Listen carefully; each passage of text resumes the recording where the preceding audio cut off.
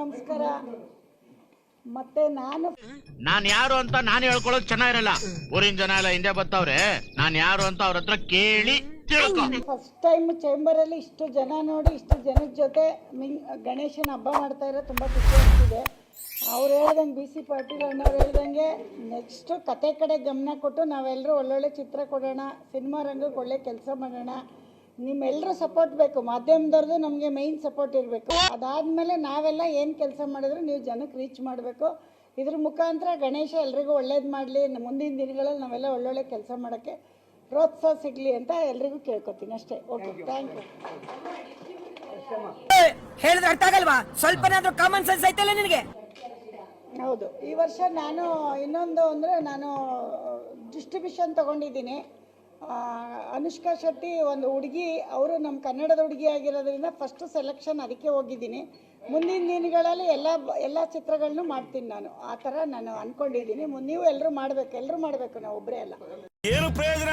ಪ್ರಯತ್ನಿಸಿ ಪ್ರಯತ್ನಿಸಿ ಪ್ರಯತ್ನಿಸಿ, ಫಲ ಅವನು ಕೊಡ್ತಾನೆ. ಎಲ್ಲರೂ ಸಹಕಾರ ಎಲ್ಲದರಲ್ಲೂ ಇರಬೇಕು. ನಾವೊಬ್ಬರು ನೀವೊಬ್ಬರು ಅಂತ ಅಲ್ಲ, ಎಲ್ಲರೂ ಎಲ್ಲ ಕೆಲಸದಲ್ಲಿ ಭಾಗಿಯಾದರೆ ನಿಜವಾಗ್ಲೂ ಏನೋ ಒಂದು ಹಂತಕ್ಕೆ ಹೋಗ್ಬೋದು, ಕನ್ನಡ ಇಂಡಸ್ಟ್ರಿ ತಗೊಂಡು ಹೋಗ್ಬೋದು ಅಂತ ನಾನು.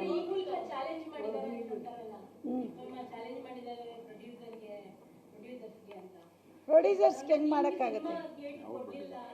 ನಾವೇ ಪ್ರೊಡ್ಯೂಸರ್ಸ್ ಅಲ್ಲಮ್ಮ, ಪ್ರೊಡ್ಯೂಸರ್ಸ್ಗಲ್ಲ.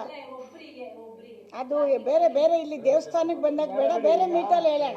ಬೇರೆ ಒಂದು ಪ್ರೆಸ್ ಮೀಟ್ ಮಾಡ್ತೀವಲ್ಲ ಅಲ್ಲಿ ಇದು ದೇವ್ರ ವಿಷಯಕ್ಕೆ ಬಂದಾಗ ನೆಗೆಟಿವ್ ಬೇಡ. ಓಕೆ, ಮಾತಾಡೋಣ, ಮುಂದಿನ ದಿನಗಳಲ್ಲಿ ಮಾತಾಡ್ತೀವಿ. ಓಕೆ, ತೋರಿಸ್ತೀನಿ ಒಂದಕ್ಕೆ ಎರಡು ಸೇರಿಸಿ.